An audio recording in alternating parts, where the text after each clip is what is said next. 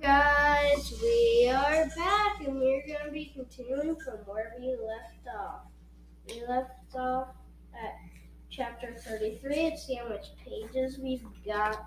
1, 2, 3, 4, 1, 2, 3, 4, 5, 6, 7. Alright, let's get going. Clay could only open and close his mouth silently. Glory rolled her eyes and jumped in. "Are you Catalia?" she asked. "Ash's sister?" The apple dragon gave a little hiss and ducked her head. "Yes," she said. "Who are you?" Glory poked Clay hard with one of her talons. He blurted, "I'm Clay. I think I'm your son." Catalia stared at him. Her eyes were brown like his, but with a ring of yellow around the black slit of a pupil. He waited, his heart pounding. He'd imagined this moment 1,000 times. In the missing princesses,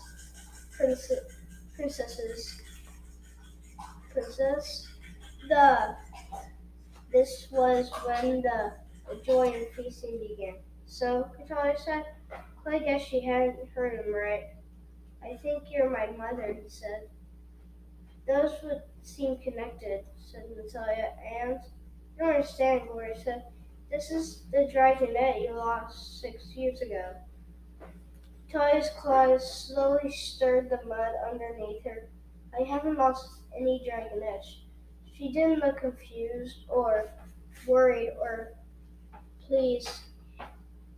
Mostly she looked like she was putting up with this conversation until they let her go back to sleep. Clay had no idea what to say. "Listen," Gloria said.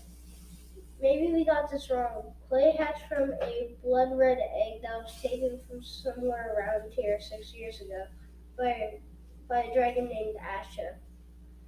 He's come back looking for—" "Oh, that egg," Clay said with a yawn. Asha got all excited about that. "I don't know why. The village has a red egg every few years or so. But I didn't lose it." "What happened to it?" Clay managed to ask. "We sold it to the Towns of Peace," Catalia said. She gave them a look that was suddenly sharp and furtive. "Does this mean they want the cows back? Because they can't have them. I know we were supposed to read them, but we ate them. So, too bad." "You sold me?" Clay cried. He felt like long claws were slashing through his chest. "Why not?" Catalia asked. There were 6 other eggs in the hatching. They didn't need you." She pulled a stray duck feather out from between her talons. "Asha didn't tell you any of this?" "Asha's dead," Gloria said. She died trying to keep Clay's eggs safe." "Dead now?" Catalia finally looked up, upset. "I told her not to leave us. Our big wings will get furious." She flicked her tongue out and with a growl. "I guess it serves her right, choosing the Towns of Peace over us." "She was trying to help fulfill the prophecy," Glory snapped. "At least the Towns of Peace care about something besides themselves." Clay would have laughed if he hadn't felt so crushed. That was the nicest thing Glory had ever said about the Towns of Peace. "That's Asha, all right," Natalia said. She was always soft-hearted and mushy about crazy things. She loved mooning around the little dragonettes, telling the story of that prophecy. She loved to love slithering, obsessed, dreamy-eyed dragons behind this village. Let me tell you, they still won't shut up about destiny and peace and all that. Dragons do not cry easily, and Clay had never shed tears in his whole life, no matter how much Kestrel hurt him with words or claws. But now, suddenly, he had a big glimpse of what their life could have been if Asha had lived. She would have been one more dragon under the mountain to take care of them. But this one kind of actification, idealistic and hopeful, a guardian who had given them faith in the prophecy and themselves, a counterbalance for Kestrel's harshness. He had never spent too much time thinking about Asha, the dragon who brought his egg. But now his chest ached with sadness that she was dead and he had never known her. He realized that he was dangerously close to tears, and he could just imagine how his mother would react to that. What about my father? Clay asked, stealing his voice. Didn't he try to stop you from selling this?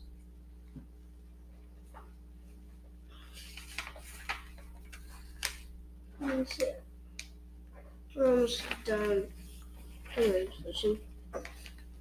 Katali threw her head back and laughed, a high croaking sound like 1,000 bullfrogs yelling at once.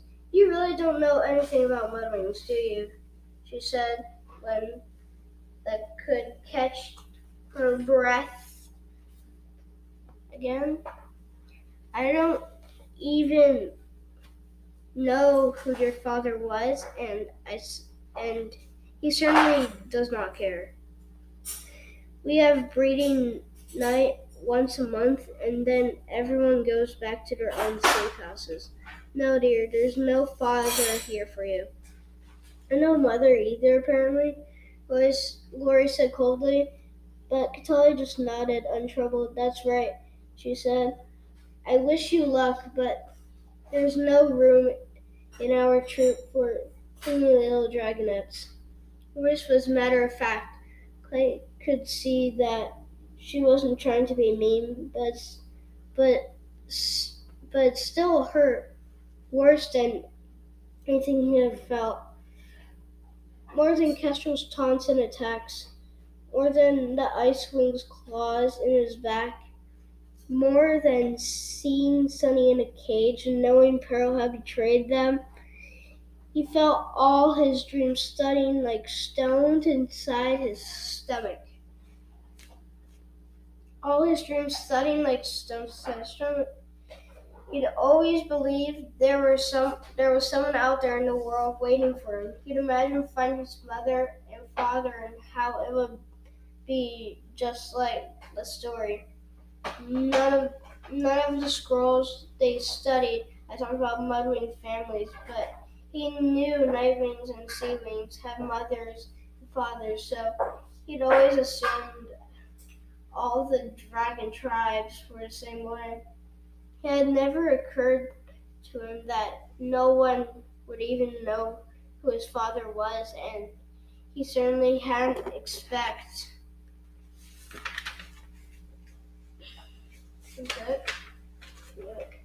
his own mother to care so little or to send him away as soon as she met him. Another thing Asha could have warned me about. He thought bitterly, if she'd lived. She could have told me how things were in the Mud Kingdom and saved him a lot of useless dreaming. Come on, Clay, Glory said, tugging on his wing.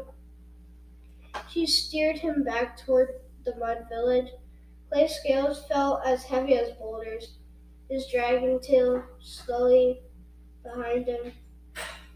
You tell the Talons, Katali called after them, that we made a deal. No matter what happened, they can't have those cows back. Do you want to try talking to anyone else? Glory asked. As they reached the village, maybe she's wrong, and your father would want to know you. Clay shook his head. There's no point, he said. I don't have a place here. Suddenly Glory stopped with a hiss. He pointed to the clearing ahead and darted under the nearest low-hanging vines. Clay hurried after her. A burly sandwing was stamping his feet in the center of the mud village, trying to shake off the wet mud that clung to his claws. He was missing an ear and a couple of teeth, and he grimaced at the two mudwings in front of him. What? He bellowed. Speak up. One of the mudwings raised his voice. I said we haven't seen anyone like that. You sure? Said the sandwing. There'll be four of them. A mudwing, a ringwing, a seawing, and a kind of sandwing-looking thing. The mudwing wrinkled his snout. No, he said. I sure you would have noticed a seawing, a ringwing, or a sandwing-looking thing strolling through our sleep houses. Sandwing snorted as if he doubted that was true. Well, he said, if you do spot them, let Clean Burn know right away. Both the mudwings bowed their heads, but politely, of course. Glory and Clay ducked farther under the tree as the sandwing took the sky. We've got to get out of here, Glory whispered. I forgot the mudwings are on Burn's side, said Clay. We're lucky Tali didn't know about Burn was looking for us. She would have turned me in a heartbeat. He didn't feel lucky through. He felt perfectly miserable. I forgot the mudwings are on Burn's side. Let's go around to the village, Gloria said, slithering back toward the waving reeds. Almost at once, she sank in a pool of mud up to her belly. Ah, she groaned. Clay saw a snout poke out of the swamp. A short distance away. The dragon gave them a suspicious look. Remember to act like a mudwing, he whispered, sliding into the mud beside Glory. Mud.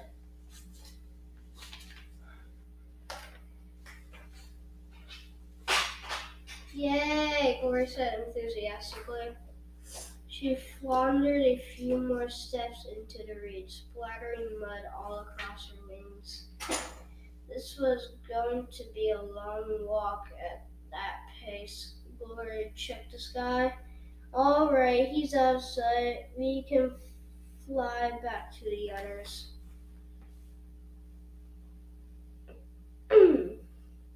He wriggled out of the mud onto a dry island and hauled Glory up beside him. They both shook her wings to get the biggest clumps off, and then they leaped quickly, clearing the trees.